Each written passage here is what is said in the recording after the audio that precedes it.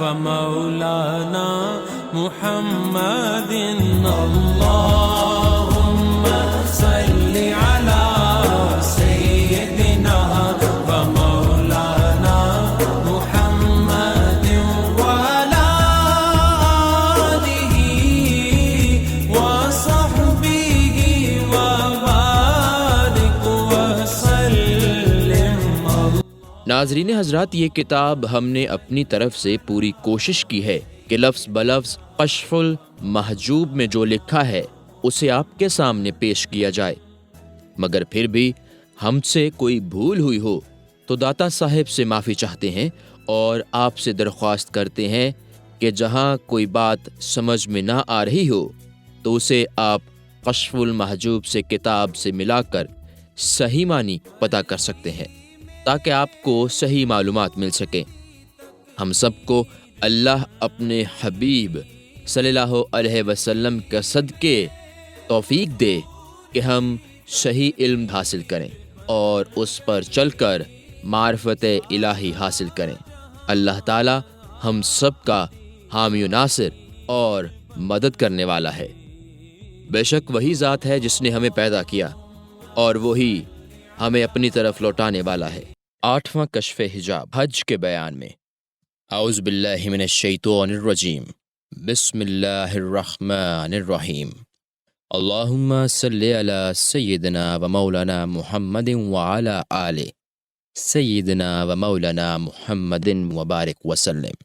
8واں کشف حجاب حج کے بیان میں اللہ تعالیٰ کا ارشاد ہے، وَلِلَّهِ عَلَى النَّاسِ حِجُّ الْبَيْتِ مَنِ اسْتَطَاعَ إِلَيْهِ سَبِيلًا. آل عمران آیت 97.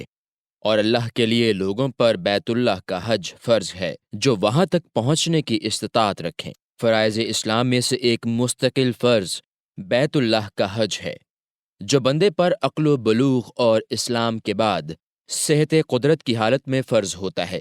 حج کے ارکان میقات سے احرام باندھنا، عرفات میں ٹھہرنا اور خانہ کعبہ کی زیارت و طواف وغیرہ، اس پر سب کا اجماع ہے. صفا و مروہ کی صحیح کے رکن ہونے میں اختلاف ہے اور بغیر احرام کے حرم کے حدود میں داخل نہ ہونا چاہیے. حرم کو اس لیے حرم کہا جاتا ہے کہ یہ مقام ابراہیم علیہ السلام ہے اور امن و حرمت کی جگہ ہے. حضرت ابراہیم علیہ السلام کے 2 مقام ہیں، ایک مقام آپ کے جسم اقدس کا اور دوسرا مقام آپ کے قلب انور کا، جس کا مقام مکہ مکرمہ ہے اور دل کا مقام خلت ہے. لہٰذا جو شخص آپ کے جسم کے مقام کی زیارت کا ارادہ کرے اس پر لازم ہے کہ وہ تمام لذتوں اور شہوتوں سے منہ موڑ لے اور وہ محرم ہو، یعنی ان چیزوں کو اپنے اوپر حرام کیے ہوئے ہو جن کو شریعت نے بیان کیا ہے.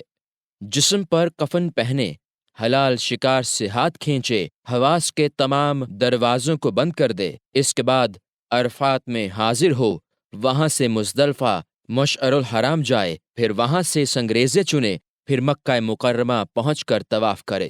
اس کے بعد مینا آ کر 3 روز قیام کر کے جمرات پر سنگریزے پھینکے، وہاں سر منڈانے اور قربانی دے کر جیسے چاہے کپڑے پہنے. جب بندہ حضرت ابراہیم علیہ السلام کے دل کے مقام خلط و دوستی کا ارادہ کرے اس پر لازم ہے کہ وہ تمام لذتوں اور غیبتوں سے منہ موڑ کر تمام راحتوں کو چھوڑ دے. اغیار کے ذکر کرنے سے کنارہ کش ہو جائے کیونکہ دنیا کی طرف التفات کرنا خطرناک ہے. پھر معرفت کے عرفات میں ٹھہرے اور وہاں سے محبت کے مزدلفہ میں آئے، وہاں سے حق سبحانہ کے حرم کے طواف کے لیے سر کو بھیجے اور حرص و خواہش اور دل کے فاسد ارادوں سنگریزوں کو اس امن و سلامتی کی مینا میں پھینکے اور نفس کو مجاہدے کے مقام اور اس کی تسخیر گاہ میں قربان کرے تاکہ مقام خلت حاصل ہو. لہٰذا مکہ مکرمہ میں داخل ہونا گویا دشمن اور اس کی تلوار کی زد سے جائے امن و امان میں آ جانا ہے، اور اس مقام خلط میں داخل ہونا گویا قطیعت اور اس کے متعلقات سے مامون و محفوظ رہنا ہے. حضور اکرم صلی اللہ علیہ وسلم کا ارشاد ہے، الحج وفد اللہ یعطیہم ما ساعوا ویستجیبوا.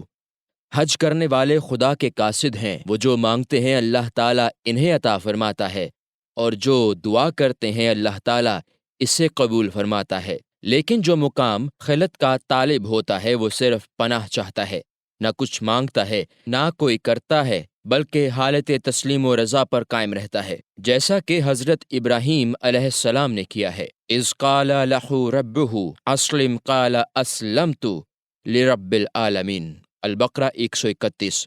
جب خدا نے ان سے فرمایا کہ سر جھکاؤ تو عرض کیا میں نے رب العالمین کے حضور سر تسلیم خم کر دیا۔ جب حضرت ابراہیم علیہ السلام مقام خلد پر فائز ہوئے تو انہوں نے تمام تعلقات سے منہ موڑ کر دل کو غیر سے خالی کر دیا۔ اس وقت اللہ تعالیٰ نے چاہا کہ حضرت ابراہیم علیہ السلام کے جلوے کی برسریام نمائش کر دے۔ اس کے لیے حق تعالیٰ نے نمرود کو مقرر کیا۔ اس نے چاہا کہ ان کے اور ان کے گھر والوں کے درمیان تفریق کرا دے۔ چنانچہ نمرود نے آگ جلوائی، ابلیس نے آ کر منجنیق بنا کر دی اور اس میں گائے کی کھال کو چلہ میں سیا گیا اور اس چلہ میں حضرت ابراہیم علیہ السلام کو بٹھایا گیا۔ اس وقت جبریل علیہ السلام آئے اور منجنیق کا چلہ پکڑ کر عرض کرنے لگے، حل لک الی من حاجت، کیا آپ کو مجھ سے کوئی حاجت ہے؟ حضرت خلیل اللہ نے فرمایا، اما الیک فلا، حاجت تو ہے مگر تم سے نہیں۔ جبریل علیہ السلام نے عرض کیا، پھر اللہ تعالیٰ ہی سے عرض کیجئے۔ فرمایا، حسبی من سوالی علمہ بحالی، اللہ تعالیٰ میرے عرض سے بے نیاز ہے، وہ میرے حال کو جانتا ہے۔ حضرت خلیل اللہ کے فرمانے کا مطلب یہ ہے کہ میرے لیے اتنا ہی کافی ہے کہ اللہ تعالیٰ جان لے کہ مجھے اسی کی راہ میں آگ میں ڈالا جا رہا ہے۔ میرے حال پر اس کا علم میرے غرض و سوال کا محتاج نہیں ہے۔ حضرت محمد بن الفضل رحمۃ اللہ علیہ فرماتے ہیں کہ میں اس شخص پر تعجب کرتا ہوں جو دنیا میں اس کے گھر کو تلاش کرتا ہے، وہ اپنے دل کے اندر اس کے مشاہدے کی خواہش کیوں نہیں کرتا؟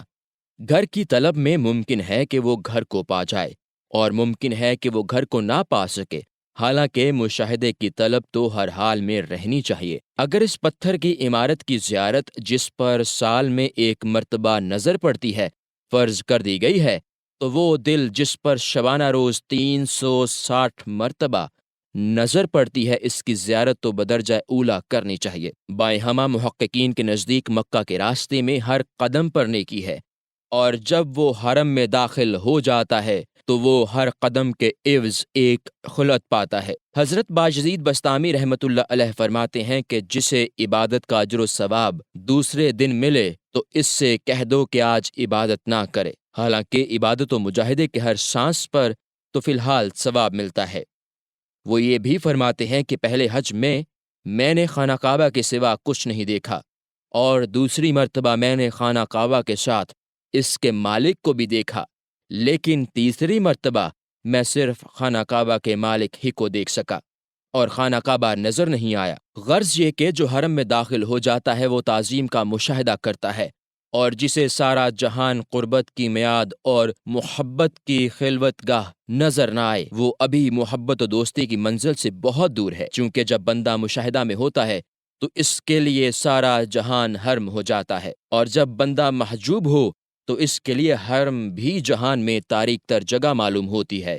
سب سے تاریک گھر وہ ہے جو گھر محبوب سے خالی ہو۔ لہٰذا مقام خلوت میں مشاہدے کی قیمت اپنے وجود کی فنا سے متعلق ہے، اس لیے کہ اللہ تعالیٰ نے کعبہ کی دید کو اس کا سبب بنایا ہے، نہ کہ اس کی قیمت۔ بائیں ہمہ مسبب کو ہر سبب کے ساتھ تعلق رکھنا چاہیے، کیونکہ کسی کو پتہ نہیں کہ عنایت الہی کس مقام سے اس کی طرف توجہ فرمائے، کہاں سے اس کا ظہور ہو اور طالب کی مراد کس جگہ سے نمودار ہو۔ لہٰذا جمع مردوں کی مراد قطع بیابان اور صحرا نوردی سے ہی ہے، نہ کہ عین حرم، چونکہ دوست کے لیے تو محبوب کے گھر یعنی حرم کا دیکھنا حرام ہے، بلکہ مجاہدے کا مطلب یہی ہے کہ اس کے ہر شوق میں بے قراری و بے چینی ہمیشہ قائم رہے۔ ایک شخص حضرت جنید بغدادی رحمۃ اللہ علیہ کے پاس آیا۔ آپ نے اس سے پوچھا، کہاں سے آئے ہو؟ اس نے کہا کہ حج کر کے آیا ہوں۔ آپ نے فرمایا، حج کر لیا؟ اس نے کہا، ہاں۔ آپ نے فرمایا، جب تم اپنے مکان سے چلے، وطن سے کوچ کیا، اس وقت کیا تم نے گناہوں سے بھی کوچ کر لیا؟ اس نے کہا، نہیں۔ فرمایا، پھر تم نے کوچ ہی نہ کیا۔ اس کے بعد فرمایا، جب تم گھر سے چلے اور ہر منزل میں رات کو قیام کیا تو کیا تم نے راہ حق کا قیام بھی طے کیا؟ اس نے کہا، نہیں۔ آپ نے فرمایا تم نے کوئی منزل طے نہیں کی۔ پھر فرمایا جب تم نے میقات سے احرام باندھا تو کیا تم بشری صفات سے جدا ہو گئے تھے جیسے کہ تم کپڑوں سے جدا ہوئے تھے؟ اس نے کہا نہیں۔ فرمایا تو تم محرم بھی نہ ہوئے۔ پھر فرمایا جب تم نے عرفات میں وقوف کیا تھا تو کیا مجاہدے کے کشف میں بھی وقوف کیا تھا؟ اس نے کہا نہیں۔ فرمایا تمہیں عرفات کا وقوف بھی میسر نہ آیا۔ پھر فرمایا جب تم مزدلفہ میں اترے تھے اور تمہاری مراد برائی تھی تو کیا تم نے تمام نفسانی خواہشوں کو چھوڑ دیا تھا؟ اس نے کہا نہیں۔ فرمایا بس تو مزدلفہ کا نزول بھی حاصل نہ ہوا۔ پھر فرمایا جب تم نے خانہ کعبہ کا طواف کیا تھا تو کیا تم نے اپنے سر کی آنکھوں سے مقام تنزیہ میں کوئی حق تعالیٰ کے جمال کے لطائف کو بھی دیکھا تھا؟ اس نے کہا نہیں۔ فرمایا بس تو طواف بھی حاصل نہ ہوا۔ پھر فرمایا جب تم نے صفا و مروہ کے درمیان سعی کی تھی تو صفا کے مقام اور مروہ کے درجہ کا ادراک کیا تھا؟ اس نے کہا نہیں۔ فرمایا ابھی سعی بھی نصیب نہ ہوئی۔ پھر فرمایا جب منا میں آئے تھے تو کیا تمہاری ہستیاں تم سے جدا ہو گئی تھیں؟ اس نے کہا نہیں۔ فرمایا ابھی تم منا بھی نہیں پہنچے۔ پھر فرمایا جب قربان گاہ میں تم نے قربانی کی تھی اس وقت نفسانی خواہشوں کی بھی تم نے قربانی کی تھی؟ اس نے کہا نہیں۔ فرمایا بس تو قربانی بھی نہیں ہوئی۔ پھر فرمایا جب تم نے جمرات پر سنگریزے پھینکے تھے اس وقت تمہارے ساتھ جو نفسانی تمنائیں تھیں کیا ان سب کو بھی پھینک دیا تھا؟ اس نے کہا نہیں۔ فرمایا تم نے سنگریزے بھی نہیں پھینکے اور حج بھی نہیں کیا۔ جاؤ ان صفات کے ساتھ پھر حج کرو تاکہ مقام ابراہیم علیہ السلام تک رسائی ہو۔ میں نے سنا ہے کہ ایک بزرگ خانہ کعبہ کے سامنے بیٹھے ہوئے رو رہے تھے اور یہ اشعار ورد زبان تھے۔ قربانی کے دن میں نے صبح کی جبکہ سفید اونٹ کوچ کر رہے تھے اور ہدی خوانوں کے ساتھ ہدی تھی جو بلا رہے تھے اور جلدی کر رہے تھے، اور میں سلمہ کے متعلق دریافت کر رہا تھا کہ کیا کوئی خبر دینے والا ہے جسے معلوم کہ کہاں پر اترنا ہے۔ یقیناً میرا حج اور میری قربانی اور عمرہ برباد ہو گئے چونکہ میرے لیے جدائی میں رکاوٹ ہے جو حج سے مجھے روکے ہوئے ہے۔ آئندہ سال دوبارہ حج کے لیے آؤں گا کیونکہ اس کی حقیقت تو یہ ہے کہ یہ نامقبول ہوا۔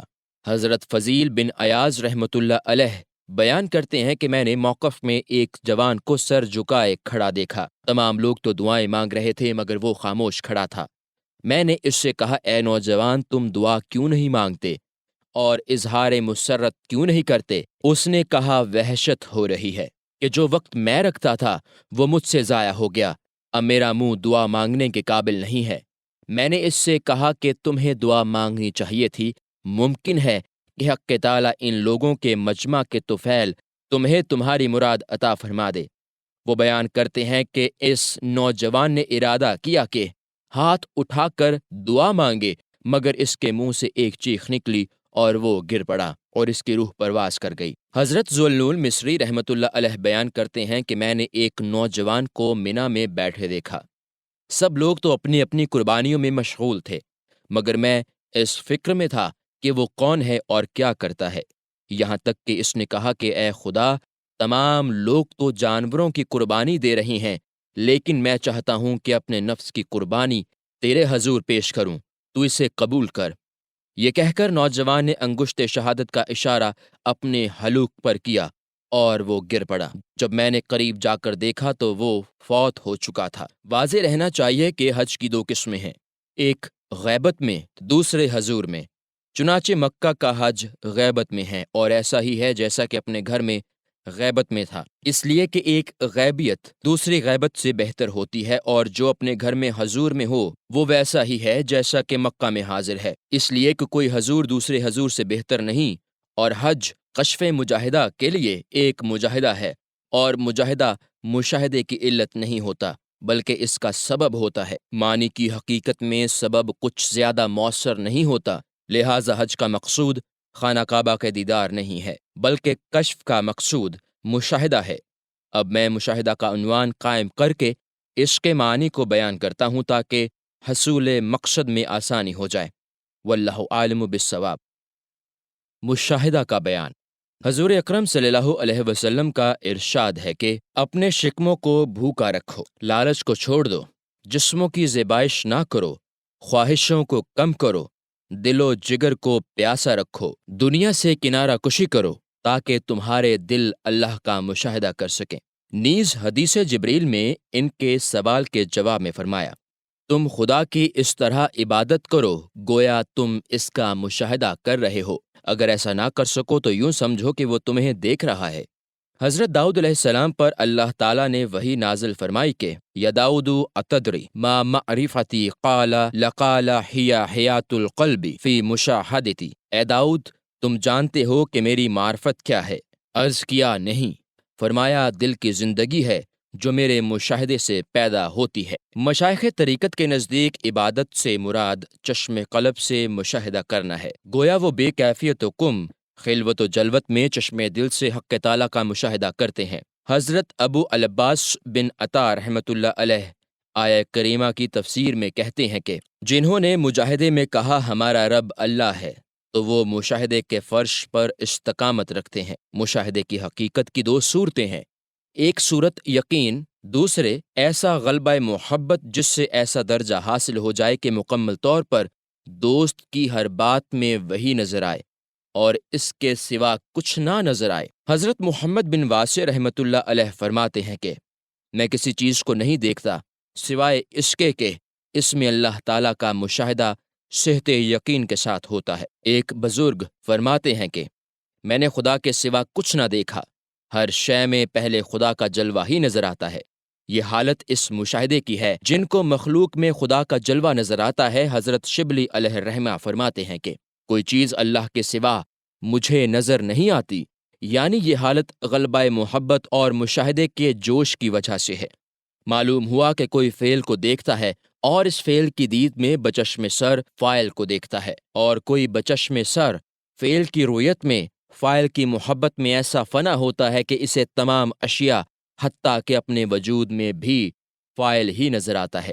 لہٰذا یہ پہلا طریقہ استدلال ہے اور دوسرا طریقہ جذباتی ہے۔ مطلب یہ کہ ایک استدلال کرتا ہے تاکہ اثبات دلائل سے حق اس پر عیاں ہو جائے، اور دوسرا جذب و شوق میں مغلوب اور وارفتہ ہوتا ہے اور اسے دلائل و حقائق حجاب نظر آتے ہیں، اس لیے کہ جو کچھ معرفت رکھتا ہے وہ غیر سے چین نہیں پاتا، اور جو محبت رکھتا ہے وہ غیر کو نہیں دیکھتا، لہٰذا وہ فعل پر جھگڑتا نہیں کہ وہ جھگڑالو بنے، اور نہ اس کے فعل و حکم پر اعتراض کرتا ہے کہ وہ متصرف بنے۔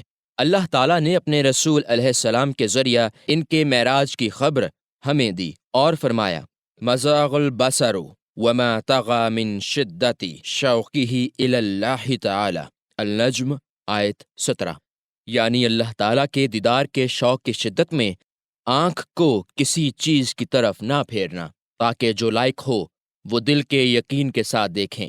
جب بھی محب اپنی آنکھ کو موجودات کے دیکھنے سے بند کرتا ہے، وہ یقیناً اپنے دل میں موجودات کے خالق کا مشاہدہ کرتا ہے۔ اللہ تعالیٰ فرماتا ہے لقد رأى من آیات ربہ الکبریٰ، النجم آیت 18، بلا شبہ انہوں نے اپنے رب کی بڑی بڑی نشانیاں دیکھی ہیں۔ رب العزت تبارک و تعالیٰ فرماتا ہے قل للمؤمنین یعوذ من ابصارہم ای ابصار العیون من الشہوات و ابصار القلوب من المخلوقات، النور آیت 30۔ اے محبوب تم مسلمانوں سے فرما دو کہ وہ اپنی آنکھیں بند رکھیں، یعنی سر کی آنکھوں کو شہوتوں سے اور دل کی آنکھوں کو مخلوقات کی طرف دیکھنے سے۔ جو شخص چشم سر کو مجاہدے کے اندر شہوت سے بند رکھتا ہے، یقیناً وہ باطنی آنکھ سے حق تعالیٰ کا مشاہدہ کرتا ہے۔ جو کثرت اخلاق کے ساتھ مجاہدہ کرتا ہے وہ مشاہدے میں سب سے زیادہ صادق ہوتا ہے۔ اسی بنا پر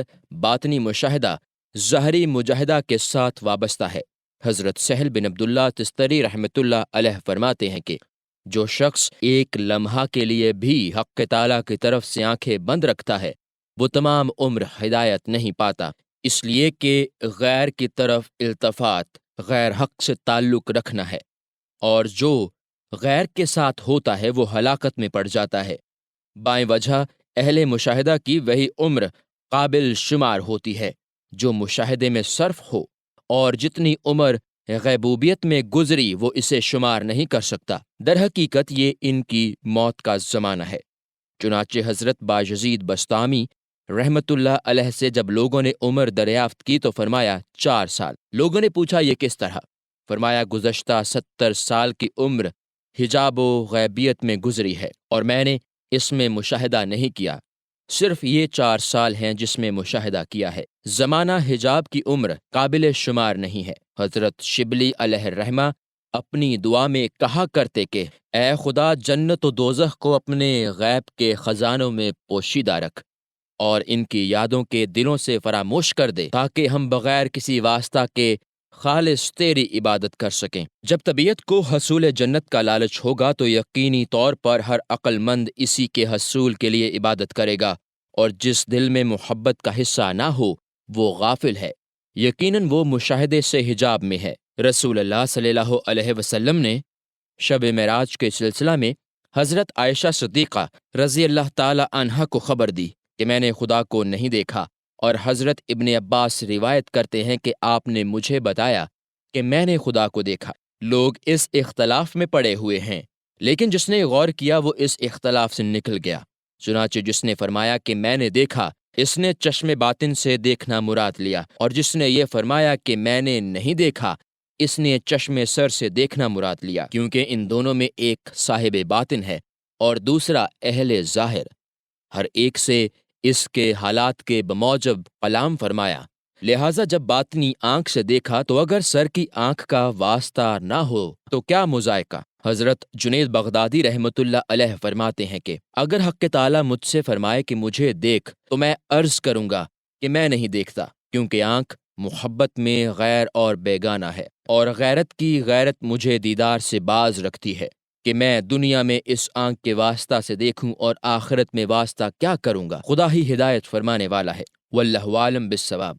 یقیناً میں تیری طرف نظر اٹھانے میں حسد کرتا ہوں، اور جب تیری طرف دیکھتا ہوں تو آنکھوں کو بند رکھتا ہوں، کیونکہ محبوب کو آنکھ سے چھپاتے ہیں، اس لیے کہ آنکھ بیگانہ اور غیر ہے۔ لوگوں نے حضرت شیخ سے دریافت کیا کہ کیا آپ چاہتے ہیں کہ خدا کا دیدار ہو؟ فرمایا نہیں۔ پوچھا کیوں؟ فرمایا جب حضرت موسیٰ علیہ السلام نے چاہا تو انہیں دیدار نہ ہوا، اور حضور اکرم صلی اللہ علیہ وسلم نے نہ چاہا تو دیدار ہوا، لہٰذا ہمارا چاہنا دیدار خداوندی میں ہمارے لیے بہت بڑا حجاب ہے، کیونکہ ارادہ کا وجود محبت کے اندر مخالفت ہوتی ہے، اور مخالفت حجاب ہے، اور جب دنیا میں ارادہ فنا ہو جاتا ہے تب مشاہدہ حاصل ہوتا ہے، اور جب مشاہدہ ثابت و برقرار ہو جائے تو دنیا آخرت کی مانند اور آخرت دنیا کی مانند ہو جاتی ہے۔ حضرت بایزید بسطامی رحمت اللہ علیہ فرماتے ہیں کہ اللہ تعالیٰ کے کچھ بندے ایسے ہیں کہ اگر دنیا و آخرت میں وہ اللہ تعالیٰ سے ایک لمحہ کے لیے محجوب ہو جائیں تو وہ مرتد ہو جائیں۔ مطلب یہ کہ اللہ تعالیٰ ان کو دائمی مشاہدہ میں پرورش فرماتا اور اپنی محبت کے حیات میں ان کو زندہ رکھتا ہے۔ لا محالہ جب صاحب مشاہدہ محجوب ہو جائے تو وہ مردود بارگاہ الہی ہو جاتا ہے۔ حضرت ذوالنون مصری رحمت اللہ علیہ فرماتے ہیں کہ ایک دن میں مصر کے بازار میں جا رہا تھا، میں نے دیکھا کہ ایک جوان کو بچے پتھر مار رہے ہیں۔ میں نے بچوں سے پوچھا تم اس سے کیا چاہتے ہو؟ تو بچوں نے کہا یہ دیوانہ ہے۔ میں نے پوچھا تم نے اس کے جنون کی کیا علامت دیکھی ہے؟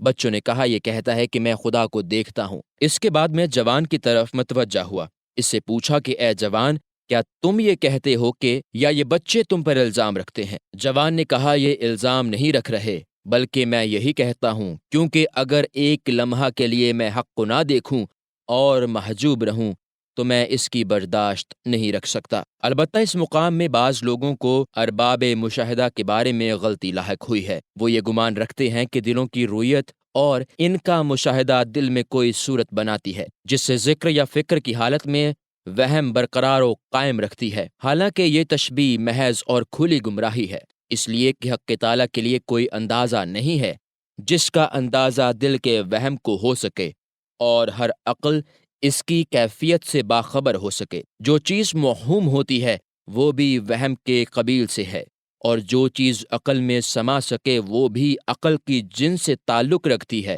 حق تعالیٰ کے لیے کسی جنس کے لیے ہم جنسی نہیں ہے۔ لطائف و کثافت دونوں جنس کے قبیل سے ہیں جو محل میں ایک دوسرے کی ضد اور ایک دوسرے کی جنس ہیں، لہٰذا توحید کے تحقیق میں اور قدیم کے پہلو میں ضد جنس ہے، کیونکہ تمام ازداد محدث و مخلوق ہیں اور تمام حوادث یک جنس ہیں۔ دنیا میں مشاہدہ آخرت میں دیدار کے مانند ہے، اور جب تمام اہل علم کا اجماع اور اتفاق ہے کہ آخرت میں دیدار جائز ہے تو لا محالہ دنیا میں بھی مشاہدہ جائز ہے۔ لہٰذا جو عقبہ میں مشاہدہ کی خبر دے اور جو دنیا میں مشاہدے کی خبر دے، ان دونوں کے درمیان کوئی فرق نہیں ہے، اور جو ان دونوں میں معنی کی خبر دیتا ہے وہ اجازت سے خبر دیتا ہے، نہ کہ محض دعویٰ سے، یعنی وہ کہتا ہے کہ دیدار و مشاہدہ دونوں جائز ہیں، لیکن وہ یہ نہیں کہتا کہ مجھے دیدار ہوا ہے یا اب یہ حاصل نہیں ہے، اس لیے کہ مشاہدہ باطن کی صفت ہے اور خبر دینا زبان کی تعبیر ہے، اور جب زبان باطن کی خبر دے تو یہ عبارت ہوتی ہے، مشاہدہ نہیں ہوتا، بلکہ دعویٰ ہوتا ہے، اس لیے کہ جس چیز کی حقیقت عقلوں میں نہ سما سکے اسے زبان کیسے تعبیر کر سکتی ہے بجز مجازی معنی کے۔ مشاہدہ زبان کی عاجزی کے ساتھ قلوب کا حضور ہے۔ اس کے معنی کی تعبیر میں زبان کو خاموش رکھنا اور بلند درجہ رکھنا ہے، کیونکہ خاموشی مشاہدے کی علامت ہے اور گویائی شہادت کی نشانی، اور کسی چیز کی شہادت دینے اور کسی چیز کے مشاہدہ کرنے میں بڑا فرق ہے۔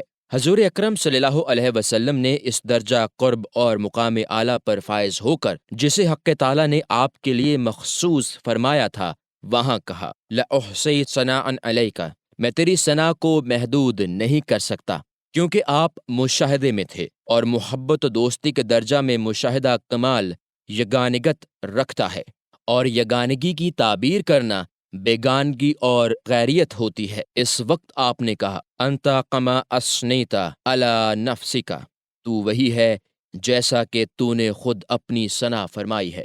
ابن ماجہ۔ اس جگہ تیرا فرمایا ہوا میرا ہی عرض کرنا ہے، یعنی تیری ثنا کرنا میری ثنا ہے۔ میں اپنی زبان کو اس کے لائق نہیں سمجھتا کہ وہ میری حالت کو بھی بیان کرے، اور میں بیان کو بھی اس کا مستحق نہیں سمجھتا کہ وہ میرا حال ظاہر کرے۔ اسی معنی میں کسی کہنے والے نے کہا ہے، جسے میں دوست رکھتا ہوں، میں نے اس کی تمنا کی، پھر جب میں نے اسے دیکھا تو حیرت زدہ ہو کر رہ گیا اور اپنی زبان اور اپنے کسی عضو کا مالک نہ رہا۔